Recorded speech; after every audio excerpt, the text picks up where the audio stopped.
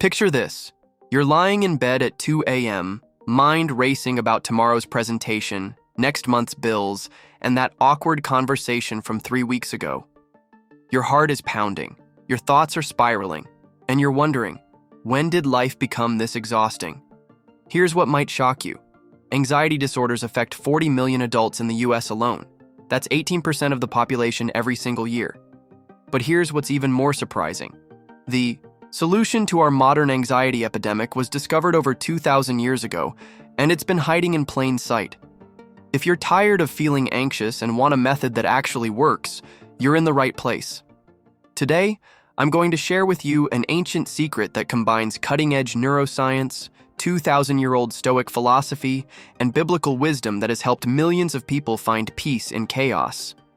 This isn't just theory, this is a practical method you can use the next time anxiety hits. By the end of these 10 minutes, you'll understand why anxiety exists, why modern solutions often fail, and most importantly, you'll have a simple tool that works immediately. And if you found value in our first video about feeling lost, I'd love for you to hit that subscribe button. We're building a community of people who want real wisdom for real problems. So let's dive in. What is anxiety really, and why does everyone seem to have it now? First, let's be clear about what anxiety actually is.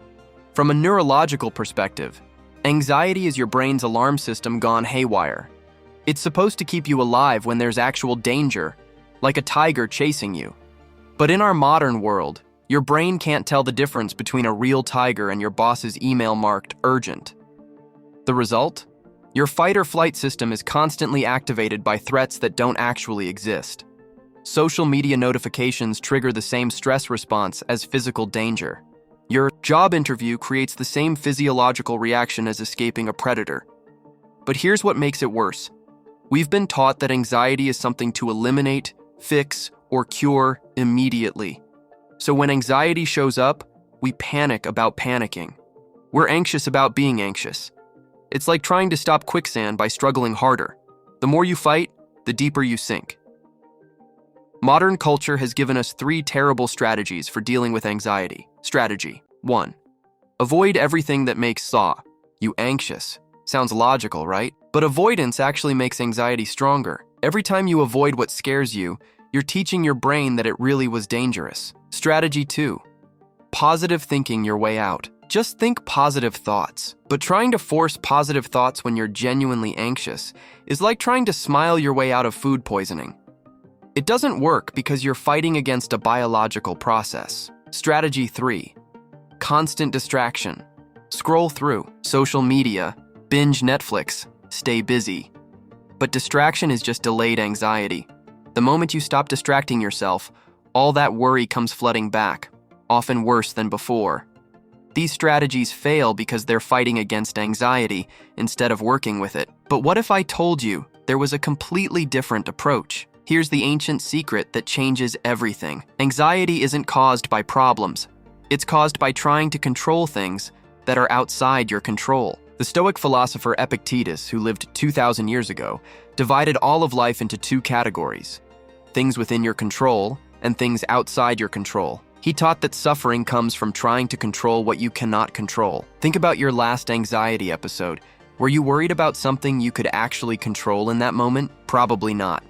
You were probably anxious about what other people might think, what might happen tomorrow, whether you'd get the job, if someone would text you back. Modern neuroscience confirms what the Stoics knew intuitively. When we focus on what we can't control, our prefrontal cortex, the rational part of our brain, goes offline, and our amygdala, the fear center, takes over. We literally cannot think clearly when we're trying to control the uncontrollable. But here's where it gets beautiful. When you shift your focus to what you actually can control, your thoughts, your actions, your responses, anxiety naturally decreases. It's not about eliminating worry.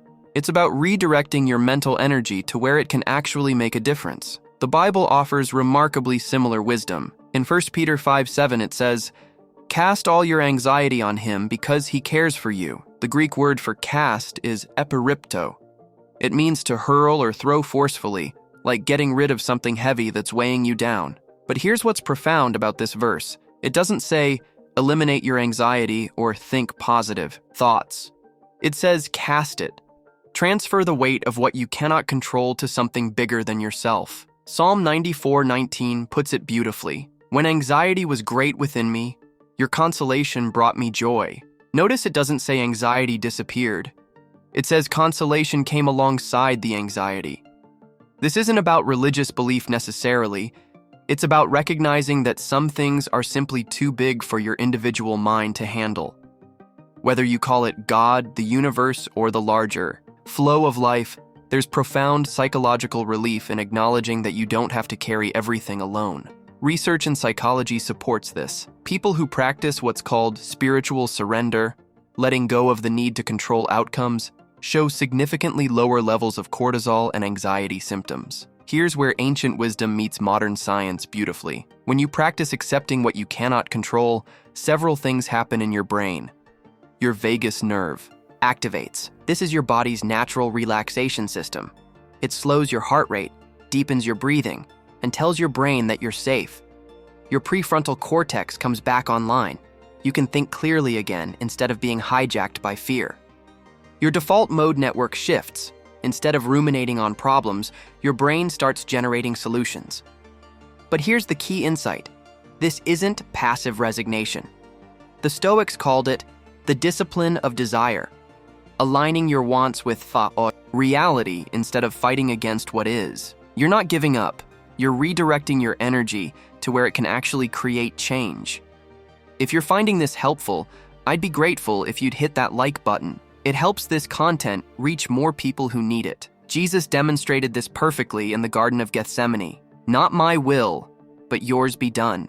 This wasn't defeat. It was the ultimate example of focusing energy on what could be controlled, his response, rather than what couldn't, the situation. But here's the most important reframe I want to share with you. Anxiety isn't your enemy. It's your internal GPS telling you that you care about something important. Think about it. You don't get anxious about things that don't matter to you. You get anxious about job interviews because you care about your career. You get anxious about relationships because you care about connection. You get anxious about your future because you care about living meaningfully. Anxiety is actually a sign that you're alive, engaged, and invested in your life. The goal isn't to eliminate it, it's to learn how to dance with it. Research shows that people who reframe anxiety as excitement, they have almost identical physiological symptoms, actually perform better under pressure. Instead of saying, I'm anxious, try saying, I'm excited because this matters to me. The Bible captures this beautifully in Philippians 4:6-7. Be anxious for nothing, but in everything by prayer and supplication with thanksgiving, let your requests be made known to God, and the peace of God will guard your hearts and minds. Notice the progression. Acknowledge the anxiety, take it to something bigger than yourself, focus on gratitude, and peace follows. Here's your practical lesson. A simple practice I call the ancient antidote to anxiety. When anxiety strikes, use this 3-step process. Step 1. Name what you're feeling and say it out loud. For example, I notice I'm feeling anxious about organizing this event. This means I care about doing my best. This activates your prefrontal cortex and helps you see anxiety as information, not an emergency. Step 2. Sort through it and ask yourself, what part of this can I really control right now? Write down or mentally list only the things you can influence in this moment.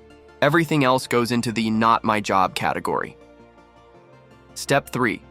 Let go of anything you can't control, consciously release it. You can pray, meditate, or simply say, I am releasing my need to control this outcome. I am focusing my energy where it can make a difference. This practice combines Stoic philosophy, biblical surrender, and modern anxiety management techniques. Use it consistently for 2 weeks and watch your relationship with anxiety transform. Remember, the goal isn't to never feel anxious. The goal is to feel anxious and still be okay. To worry about things that matter and still sleep at night. To care deeply about outcomes while holding them lightly. The ancient secret to modern anxiety isn't elimination, it's integration. You can be anxious and peaceful at the same time. You can care about things and still let go of controlling them. Here's my question for you. What's one thing you've been trying to control that you could practice releasing this week? Share it in the comments. Sometimes just naming it helps loosen its grip.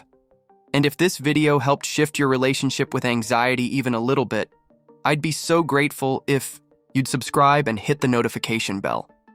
We're exploring these intersections of psychology, philosophy, and biblical wisdom every week. Next week, we're diving into why smart people make terrible decisions. It's going to challenge everything you think you know about intelligence and wisdom. Until then, remember, your anxiety isn't your enemy. It's your invitation to care deeply while holding lightly. Peace.